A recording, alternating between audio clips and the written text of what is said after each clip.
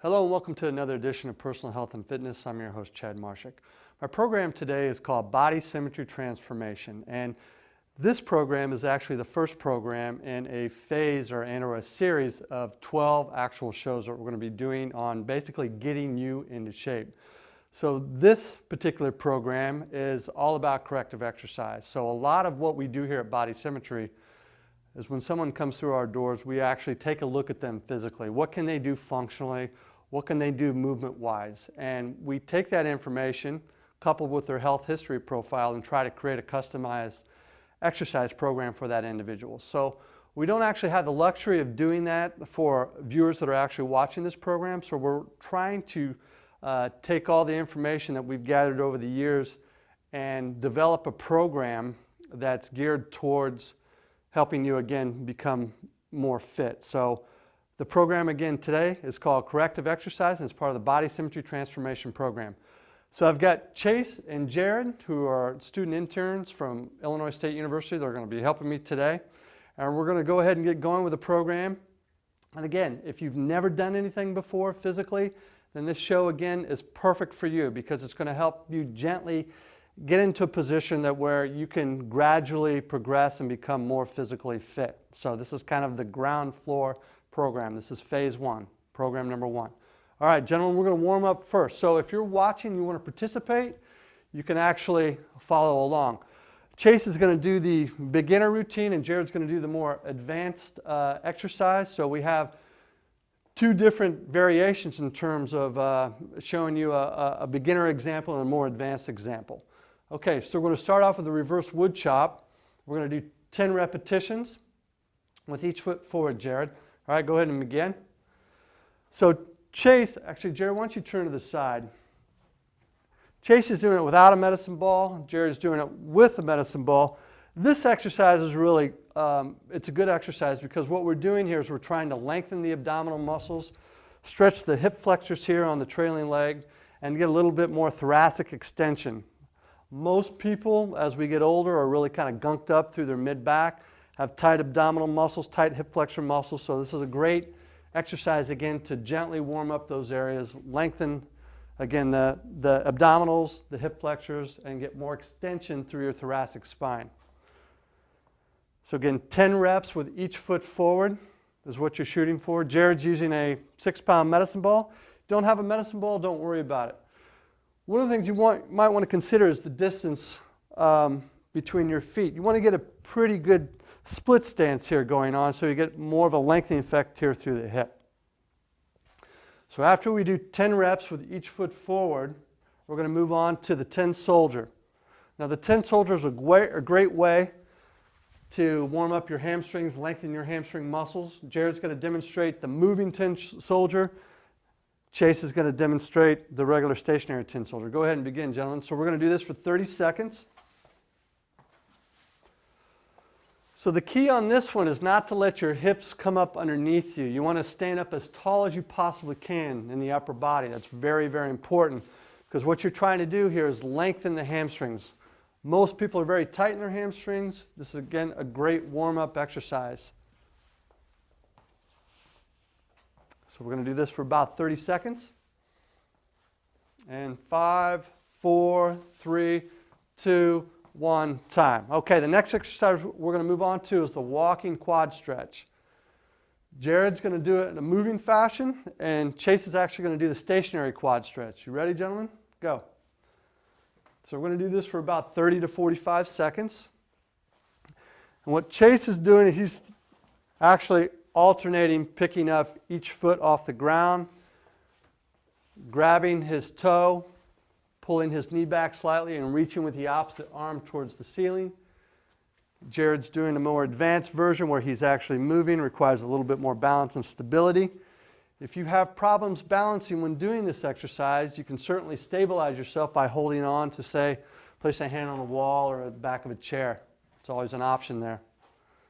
And 5, 4, 3, 2, 1. But again, a very good exercise to lengthen the hip flexors, the quadricep muscles, and with that reach there, you're getting a little bit more a lengthening effect through the abdominals, which again, very important for posture. Having lengthened abdominals, not shortened, that tend to draw your trunk downward. All right.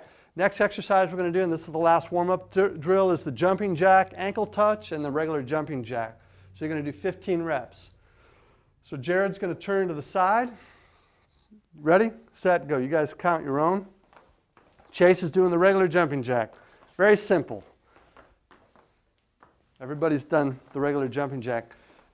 Jared is doing the more advanced version where he's going to have to perform a jumping jack, go down and touch his ankles. This is going to increase blood flow a little bit more, get your heart rate elevated a little bit more, and really prep the body and get it ready for action. A lot more hip dominant, quads, hamstrings, hips are working on the jumping jack ankle touch. Okay, now we're going to go on and move on to the corrective exercise program. Basically the way we've structured this and set this up is more in a circuit type fashion because we want to take advantage of time and pairing exercises together that make sense. So we've broken it down to three different circuits, 4 exercises for each circuit. So the first circuit you're going to do, Jared's going to demonstrate again the more advanced exercises. He's going to start off with a split stance isometric squat. He's going to hold this for 20 to 30 seconds on each side, and Chase is going to do the body weight isometric squat for 20 to 30 seconds. So this clock is started, boys.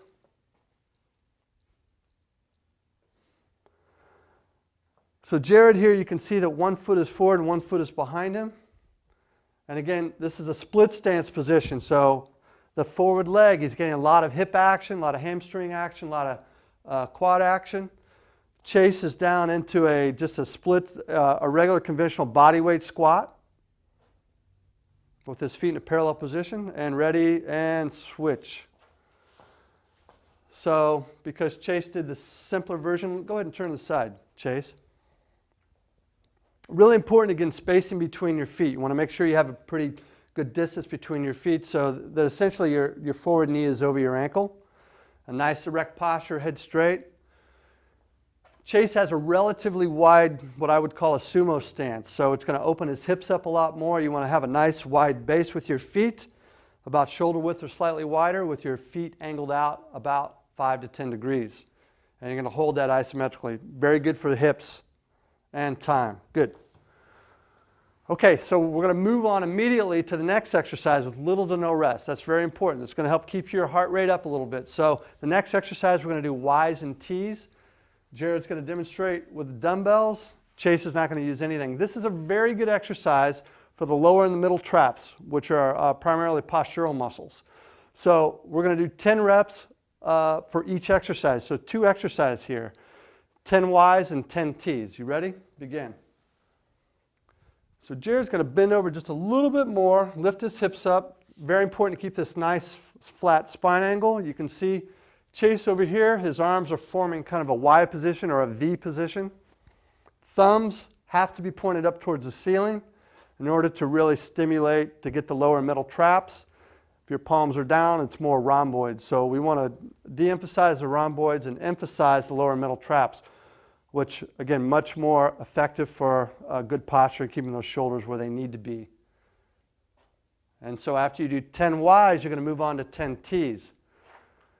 You don't have to have any weight. A lot of people can't even, it's difficult for them just to lift their arms up and fight gravity, all right, and that's fine. But if you're a little bit stronger, you want to use a little resistance, you can certainly add that. You know, 2 3-pound dumbbells, even 1-pound dumbbells. If you don't have dumbbells, use a soup can, no problem. But again, the important thing I want to make sure that you consider is to keep those thumbs pointed up towards the ceiling for both exercises. All right, next we're going to move on to a core exercise. We're going to do a side plank and a modified side plank. Chase is going to demonstrate the easier version, the modified side plank, and Jared's going to do the regular side plank. So this is for time. We're going to do this for each side for 20 to 30 seconds. You ready? Set, and up. So the side plank is primarily for the core. It's going to work your core stabilizers as well as your shoulder stabilizers. So ideally you want a nice straight line here from the ankle through the knee, through the hip, and through the shoulder. And your elbow should be positioned directly beneath your shoulder for better support. And you want to make sure you keep your head in a nice neutral position. 5, 4, 3, 2, 1. Go ahead and switch sides. Now, one thing that you need to consider is don't worry about it if you can't do it for the designated number of reps or specified amount of time. Ready, up? If you can only do it for half the time or half the number of reps or even a quarter of the number of reps or time, that's fine. But progressively, you want to try to do a little bit more, a little bit more, a little bit more. The principle of progressive overload essentially dictates that you have to progressively do more work in order for your body to adapt and respond and become stronger and more physically fit. So that's important that you push yourself in increments, very slowly, very gradually. 3, 2, 1, time. If you have any joint pain or any discomfort in something, that's an indicator that something's wrong. So stop, don't do it, or figure out another exercise that's more appropriate for you. Okay, next we're going to move on to a cardio movement. This is called a creek jump. Chase is going to do the skater. Jared's going to do the more explosive creek jump. So side to side, gentlemen, we're going to do this for 30 seconds. Ready, set, go. Excuse me. So Jared's just jumping side to side. And Chase is doing kind of more of a very modified, very simple skater type movement pattern. Go ahead and turn to the side, Jared. So again, this is for 30 seconds. Jared's more explosive. If you don't have good stability through your hips or your ankles, then this may not be an exercise for you. And you want to start off with something a little gentler. Go ahead and turn to the side for a second. 5, 4, 3, 2, 1. But you can kind of get an idea of where their hips are and their spine angle. So you want to make sure you're not bending over in kyphotic like this. You've got a nice flat back and you're using those hips, nice soft landing, and change directions. Okay, so typically you're going to rest for about a minute after each circuit, and then after a minute you can move on to the next circuit. So let's introduce the next circuit right now. This next circuit we're going to do, again, a series of 4 exercises. This is more of a push-pull series of movement patterns. So the first exercise is just a standard push-up, and then we're going to move, Chase is going to demonstrate rather the modified push-up. So you're going to shoot for 10 to 15 reps, guys. Are you guys ready? A lot of people don't do push-ups correctly. Ideally, when you start off, you want to make sure that your hands are in alignment with your shoulder slightly wider than shoulder width, but a lot of people place their hands in front of their body. You want the load beneath your shoulders or slightly outside of your shoulders, not in front, all right? You ready? Set, go. Chase is doing a modified push-up. A lot of people aren't strong enough to do a conventional push-up. Don't worry about it. Place your knees on the ground and have at it. So let's bring your knees back just a little bit more. Chase, maybe keep your hips down. Jared here, he's pushing all the way up. It's really important to push all the way up and not let your hips sag when doing this exercise. By not letting your hips sag, it's going to disengage the lower back. A lot of people, have problems with their lower back when doing a push-up because they have a bow in their lower back. So keep your hips elevated slightly, and also make sure that you push up all the way. So you're protracting your shoulders. That's going to help bring the serratus anterior into play, which is a good postural muscle that helps to control the movement of the scapula. All right? So that's how you do, again, a regular push-up and a modified push-up. Then we're going to move on to a rowing pattern. So Jared's going to demonstrate a dumbbell split stance row. Chase is going to demonstrate a regular one-arm row. So go ahead and find your dumbbells, gentlemen. And Jared's going to do 10 reps with each foot forward. And Chase is going to do 10 reps with each foot forward except one arm at a time. Now, Chase, before you start, is using the Swiss ball to stabilize for balance. You can also use a bench. You could use a chair to place your hand on. It doesn't really matter. This is just an easier variation of the split stance row. You ready, guys? Okay, so count your own reps. Important when you bend over that you lift your hips up, all right? Keep your spine angle flat. Most of your body weight's going to be on this forward leg, so your hamstring and your hip is definitely going to work to stabilize your trunk and the rest of your body weight as well. Go ahead.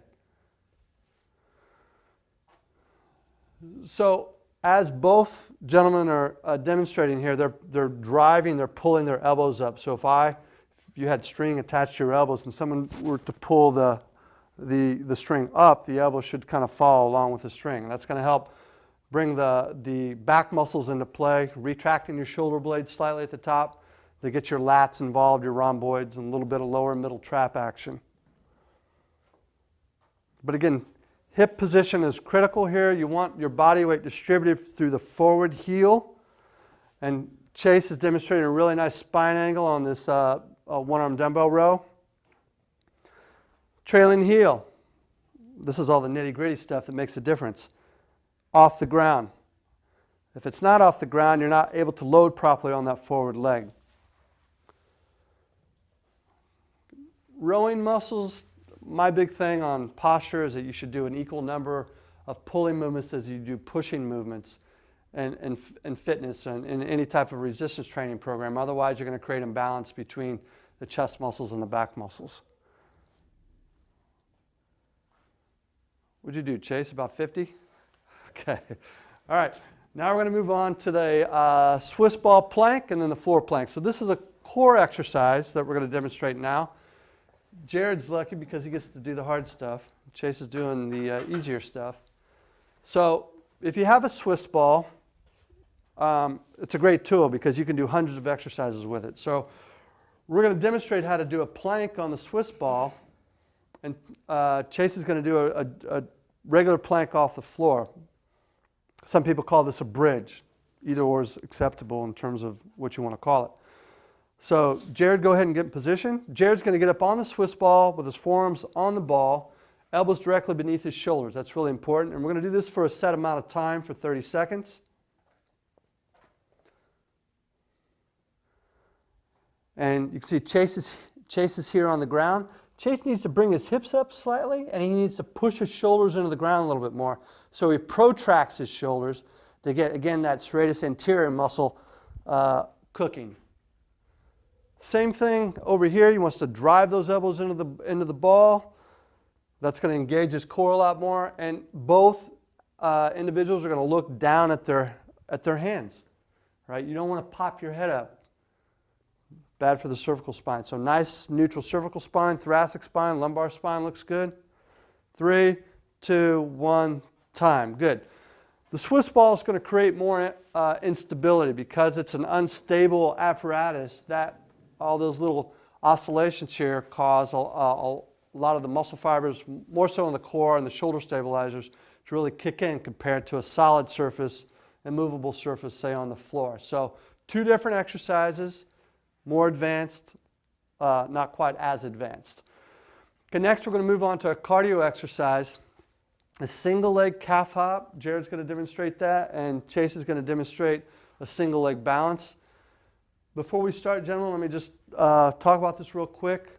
This is not only for balance, but also for the hip stabilizers.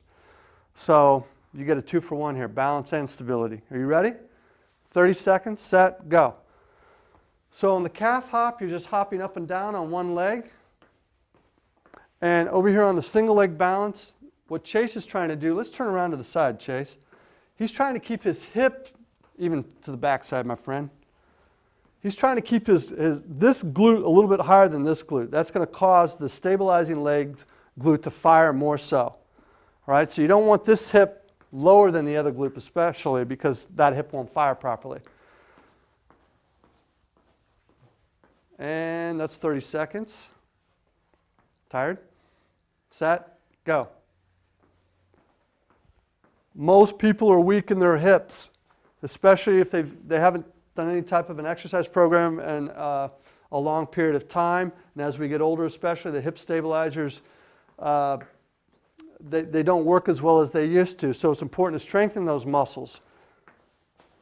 5, 4, 3, 2, 1. I found over the years that a lot of people that have hip weakness also have low back pain and or issues with their lumbar spine. So strong hip stabilizers help to decrease the likelihood of any type of low back pain. All right, that's the completion of the second circuit. We're going to get ready to start on the third circuit.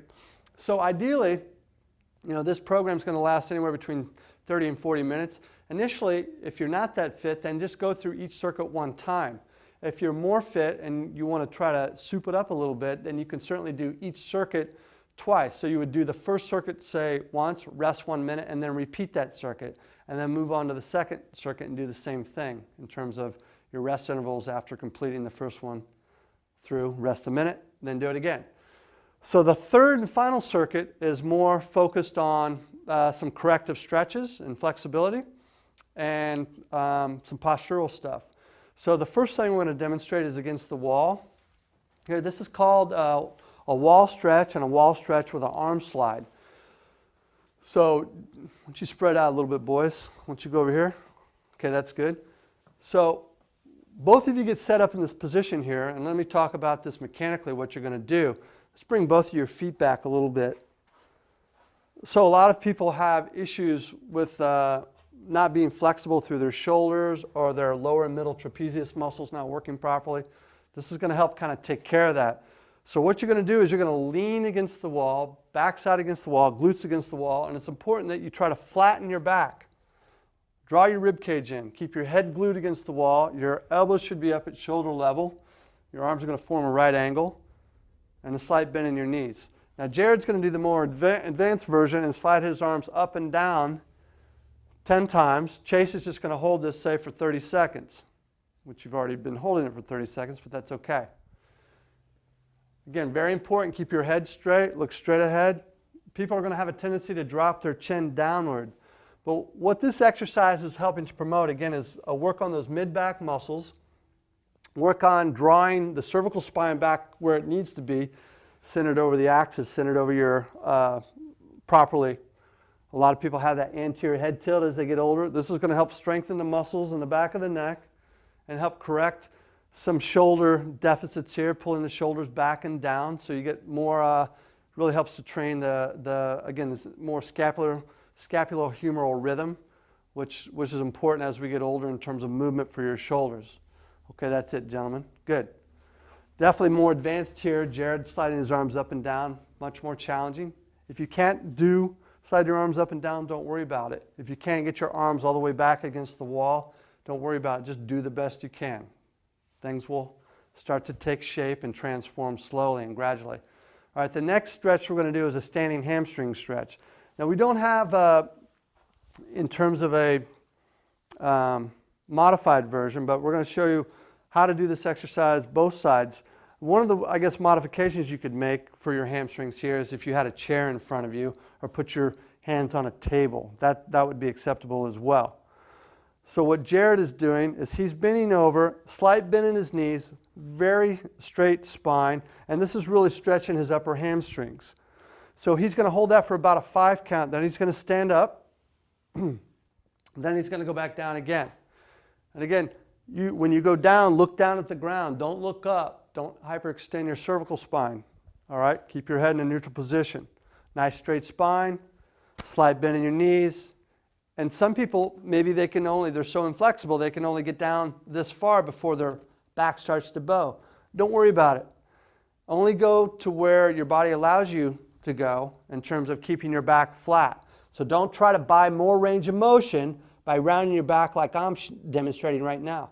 Keep the spine nice and flat, head straight, and you'll feel this a lot in your upper hamstrings. Really important to hold it for about a 5 count at the bottom to get that lengthening effect. Another tweak you can do for this exercise is when you get down to this position, if you're relatively flexible, is extend the knees. That means straighten your knees a little bit, and that's going to lengthen those muscles a little bit more. Okay, so place those feet about hip width and then bend over when you do this exercise. Okay, next we're going to go demonstrate the McKenzie press up. This exercise is just a basic spinal extension exercise that's really good for a lot of people, again, that haven't exercised for a long period of time because it's going to promote more extensibility in the lower back. All right, these guys are young, very flexible, no true deficits in their ability to move properly. So you'll see some people that can't even hardly straighten their arms when they do this exercise. But they can actually, the goal here is to be able to extend your elbows all the way, straighten them all the way, keeping your hips, in essence, on the floor, relaxing your glutes and your hamstrings, exhaling at the top. That's really important. When you get to the top of the movement, you want to hold that for about a 5 to 10 count and exhale. Let your belly kind of distend a little bit. Let it get big. All right, that's going to help give you a little bit more range of motion in your lower back and your lumbar spine. And very important, do not contract your butt muscles or your hamstrings. Okay, that's it, gentlemen. So we're going to do about 5 reps there. The next one, let's go ahead and stay down there, is the sleeper hold. This is a tough one. And that a lot of people, when they do this exercise, this is to promote better range of motion in your posterior shoulder capsule. Most people, as they get older, because everything's out in front here, it's like a pitcher or a tennis player or a volleyball player, they always have that overhand motion. It brings their humeral head forward, and it creates a lot of posterior capsule tightness in their shoulder. So this is a way to lengthen that area. And what you want to do is you're going to lie on your side, and it's really important that you stack your shoulders. You want to stack the top shoulder over the bottom shoulder and make sure that the bottom shoulder is flush to the ground. And your elbow is going to be in alignment kind of with your shoulder here. You can also cheat down a little bit if you get a better stretch, but you only want to apply about 5 to 8 pounds of pressure to your wrist when you do this. But I watch so many people do this incorrectly where the back of their shoulder comes off the ground. So make sure the back of that shoulder bites the surface of the ground. That's really important. So apply about 5 to 8 pounds of pressure until you feel a nice little stretch in the back of your shoulder. Hold that for 5 to 10 seconds, then release, and do that roughly 5 times to both sides. Okay, that's good. We're about out of time. But definitely go to our website, go to bodysymmetry.com. There's a link to our Facebook page from there. We're going to be posting all kinds of nutritional tips for both men and women. Again, the goal for this whole phase that we're doing for the entire year is to help individuals lose approximately 30 pounds in the course of a year. And we're doing that relatively slowly. A lot of people think, well, gosh, that's not very much weight to lose, and maybe some people it sounds like a daunting task. But again, the goal is for approximately 30 pounds through diet and exercise. And when I say diet, I'm more not some special diet, but eating right, eating whole foods, eating the way you should be on a general, everyday basis, not restricting calories, but smart calories. And the exercise program, again, we're demonstrating here, it's broken up into 4 phases, and we have 3 programs for each particular phase. So this is, again, was program number 1. This is a corrective exercise program that we just demonstrated called Building a Base. And that's what we demonstrated today. Chase, Jared, thanks for helping me today. If you have any questions about what we do here at Body Symmetry, definitely check out our website at bodysymmetry.com. Don't forget to go to our sister website, freefitnessvideos.com, where we have over 600 individual exercises featured again for you. Thanks again for joining me on another edition of Personal Health and Fitness. Until next time, I'm your host, Chad Marshak. Hey, Quinn and Riley.